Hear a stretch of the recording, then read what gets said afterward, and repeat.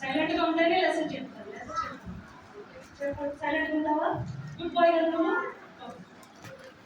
అయితే ఆవిడ poor people అంటే లేని పిల్లలు ఉంటారు కదా, ఆ పిల్లలకి యేసుక్రీస్తు గురించి చెప్పాలని చాలా ఆకృతగా ఉండేదంట ఆవిడ. ఎందుకంటే ఆవిడ చిన్నప్పటి నుంచే దేవుడిని యేసుక్రీస్తుని ఒక ప్రేమని ఆమె కనుగొనింది.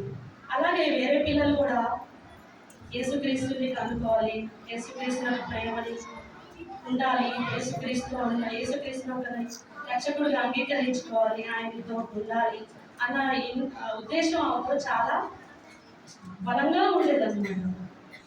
ఈవిడ సడన్ గా ఒకసారి ఏమైందంటే, పెద్దగా అయిపోయింది ఈవిడ. సడన్ గా ఒక రోజు ఆవిడికి ఒంట్లో బాగలేదు. సరే ఏమి చేసింది ఆవిడ? ఇప్పుడు బాగలేదు అనుకోండి, ఎక్కడికి వెళ్తారు? హాస్పిటల్. ఎవరుంటారు హాస్పిటల్లో? Okay, doctor. ఆయన ఏం చేశారు? చెక్ చేశారు. డాక్టర్ చెక్ చేసి, అమ్మ మీకు చాలా డేంజరస్ అంటే ప్రమాదకరమైన రోగం ఉంది, మీరు చాలా జాగ్రత్తగా ఉండాలి, మెడిసిన్స్ తీసుకోవాలి అని అన్నారు. అప్పుడు సడన్ గా అలా చెప్తే ఎంత బాధేస్తుంది? మీకు భయం వేస్తుందా? బాగా వేస్తుంది కదా? ఎలా అనిపిస్తుంది మనకి? చెప్పండి. భయం వేస్తుంది, బాధేస్తుంది, భయం కూడా వేస్తుంది. అయ్యో నాకు ఇలాగ అయిపోయింది, నాకు ఇలాంటి భయంకరమైన జబ్బు వచ్చింది, ఏమైపోతుందో భయం ఉంటుందా లేదా? ఉంటుంది. అలాంటప్పుడు ఈవిడేం చేసింది? ఆవిడ ఫస్ట్ ఏం చేసిందంటే ఆవిడ ప్రేయర్ చేసింది. ఎవరికి? యేసుప్రభుకి ప్రేయర్ చేసింది. మీరు చేస్తారా? ఫీవర్, జలుబు, దగ్గు వస్తే ఎక్కడికి వెళ్ళి ప్రేయర్ చేస్తారా? ఏమని చేస్తారు?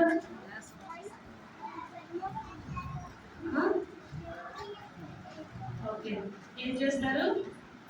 జలుబు, దగ్గు, జ్వరం తొందరగా తగ్గిపోవాలి అని చేస్తారా లేదా? చేస్తారు. అలాగే ఈమె కూడా బాధేసిందంట, బాధేసి ఏడ్చిందంట. ఏడుస్తూ యేసుప్రభుకి ప్రేయర్ చేసిందంట. నాకు ఈ రోగం వచ్చింది, నేను చాలా బాధపడుతున్నాను, ఎలాగా ఇక్కడి నుంచి నేను ఎలా బయటకు వెళ్ళగలుగుతాను, లేని పిల్లలకి సేవ చేయాలన్న ఇంట్రెస్ట్ ఇప్పుడు ఏమైపోతుందో, నేనేం చేస్తాను, చెప్పాలన్న ఇంట్రెస్ట్ ఇంకా ఉంది నాలో, కానీ నేను చనిపోతానో ఏమో అని భయం వేసేసిందంట. ఆ భయంలో యేసుప్రభుకి ప్రేయర్ చేసింది. మీరు చేస్తారా? భయపడి ఎగ్జామ్స్ భయం ఉంటే ప్రేయర్ చేస్తారా? చేస్తారు కదా. అలాగే ఈమె కూడా అలాగే ప్రేయర్ చేసిందంట. ప్రేయర్ చేసి సరే ప్రేయర్ చేసేది. అలాగే హాస్పిటల్కి వెళ్తే డాక్టర్ అన్నారంట, మెడిసిన్స్ తీసుకోవాలి, మీరు చాలా రెస్ట్ తీసుకోవాలి, బెడ్ మీదే ఉండాలి, మీరు ఎక్కువ తిరగకూడదు, ఎక్కువ పని చేయకూడదు, బెడ్ మీదే ఉండాలి అన్నారంట. అప్పుడు ఆమె ఏం చేస్తారు? డాక్టర్ చెప్పిన మాట వింటారా లేదా? వింటారు కదా. మీరు వింటారా? డాక్టర్ ఏం చెప్తారో చేస్తారు కదా. మెడిసిన్స్ వేసుకోవాలి అంటే వేసుకుంటారు, ఏం తినాలి అని అంటే తింటారు. Okay, good. అలాగే ఈమె కూడా ఏం చేసింది? అలాగే డాక్టర్ చెప్పిన మాట విని రెస్ట్ తీసుకోమన్నారు కదా అని చెప్పి రెస్ట్ తీసుకోవటం స్టార్ట్ చేశారు. ఇంకెవరికి బాగలేదు అనుకో, ఎవరెవరు వస్తారు మీ ఇంటికి? ఇప్పుడు మనకి బాగలేదంట అనుకోండి, మన ఇంటికి ఎవరు వస్తారు? ఎవరు రారా? ఎందుకు రారు? వస్తారు. ఎవరు వస్తారు? దేవుడు కాదు, ఎవరు వస్తారు? దేవుడు చెప్పండి, ఎవరు వస్తారు? మీ పెద్ద మమ్మీ, పెద్ద డాడీ ఉంటారు కదా, మీ అన్న, వీళ్ళందరూ చుట్టాలు అందరూ వచ్చి ఏమైంది మీ బాబుకి ఏమైంది అని అడుగుతారు కదా. అప్పుడు మీ మమ్మీ డాడీ చెప్తారు, మా బాబుకి ఇలా జరిగింది అది ఇది అంటారు. వాళ్ళు వచ్చి మీకు ఫ్రూట్స్, అదే నువ్వు తింటురా, మంచిగా ఉంటే తిని ఉండరా, ఇలాగా చెప్పిన మాట వినమ్మా అంటారు కదా. మమ్మీ డాడీ చెప్తారా? పెద్ద మమ్మీ, పెద్ద డాడీ మీ అందరూ చెప్తారు, వింటారా? తింటారు, మెడిసిన్స్ కూడా వేసుకుంటారు. అలాగే కూడా అలాగే ఏం చేసింది? అందరూ వస్తున్నారు, పలకరిస్తున్నారు, ఇలా వేసుకోండి, అలా తినండి అని చెప్తే సరే అంటారు. కానీ ఆవిడకి లోపల ఏముందంటే బాధగా ఉంది. ఎందుకు? చాలా భయంకరమైన వ్యాధి కదా. ఏంటంటే ఇది టీబీ అంటారు. What is this? ట్యూబర్క్యులోసిస్ అంటారు. టీబీ అంటే ఇదొకటి లంగ్ ఇన్ఫెక్షన్ డిసీజ్ అనమాట. చాలా రోజుల్లో 1892 ఇయర్లో అది చాలా భయంకరమైన డిసీజ్ అనమాట అది. అందుకు ఆ టైంలో చాలా మంది ఈ రోగంతో చనిపోయారు అనమాట. ఈవిడ కూడా వస్తే ఈవిడ కూడా ఏమవుతుంది, అయ్యో నేను చనిపోతాను అని బాధతో ఉండింది. అట్లాగే రోజు బెడ్ మీద ఉండి ప్రేయర్ చేసుకుంటూ ఉందండి. అలాగే ప్రేయర్ చేసుకుంటూ ఉంటుంది. సరే ప్రేయర్ చేసుకుంది, కొన్ని రోజులు అయింది, మెడిసిన్స్ వాడుతుంది, రెస్ట్ తీసుకుంటూ ఉండగా కొన్ని రోజుల తర్వాత ఆవిడకి సడన్ గా నొప్పి వస్తూ ఉందండి.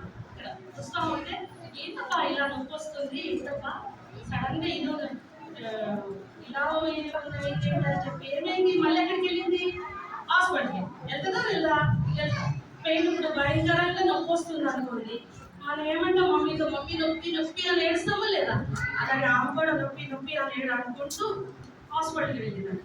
హాస్పిటల్కి వెళ్తే డాక్టర్ అన్నారట, ఏమైందమ్మా అసలే బాగాలేదు మళ్ళీ వచ్చావు అంటే, అది మళ్ళీ ఇలా సడన్గా నొప్పి మొదలైంది, ఏం చేయాలో తెలియట్లేదంటే వచ్చాను మీ దగ్గరికి అంటే ఆయన మళ్ళీ చెక్ చేసి అంతా చూసి, అమ్మ మీకు అపెండిసైడ్స్ పెయిన్ వచ్చిందమ్మా అన్నారు. అదేంటంటే నాకు ట్యూబర్క్యులోసిస్ టీబీ అన్నారు, మళ్ళీ మీరు అపెండిసైడ్స్ అంటున్నారు, ఇదేంటి అని అన్నారు. లేదమ్మా టీబీ కాదు మీకు అపెండిసైడ్స్ అన్నారు. అప్పుడు సడన్గా సంతోషం, అదే సార్ టీబీ అనుకున్నా, నేను భయంకరమైన వ్యాధి అనుకున్నాను కాదు, ఇదేంటి ఎపెండిసైడ్స్ వల్ల పర్లేదులే అని సంతోషించి ఏం చేసింది, సంతోషంతో యేసుగారికి ప్రేయర్ చేసిందండి. ఇది చేస్తారా, అలాగే చేస్తాం కదా మనం ఇక్కడ సంతోషంలో, అలాగే ఏమో కూడా అలాగే ప్రేయర్ చేసిందండి. చేసి దేవా నేను ఏదో భయంకరమైన వ్యాధి అంటే సడన్గా అపెండిసైడ్స్ అన్నా పర్లేదు లేదా తగ్గిపోతుంది కదా అంటే సరే ఆపరేషన్ చేయించుకొని మంచిగా అయిపోయింది. ఇలా మంచిగా అయిపోయిన తర్వాత ఏం చేసింది, ఇప్పటికి ఏంటి ఆశ, ఏం ఆశ ఉంది తెలుసు కదా, ఏంటి ఆమె ఆశ, ఏంటి ఆశ, పిల్లలు చిన్న లేని పిల్లలకి దేవుని గురించి యేసు ప్రభు గురించి చెప్పాలి అన్న ఆశ ఉండేది కదా. ఇప్పుడు అది నెరవేర్చుతుందా లేదా, ఇప్పుడు ఆమెప్పుడు రోగం ఏం లేదు కదా, భయంకరమైన వ్యాధి లేదు ఆవిడికి. ఇప్పుడు ఏమైంది, ఆపరేషన్ అయిపోయింది, మంచిగా అయిపోయింది. అప్పుడు ఏం చేసింది, అక్కడ కొన్ని ఆ రోజుల్లో చర్చిలు అక్కడ లాంటివి ఏమి ఉండేవి కాదండి.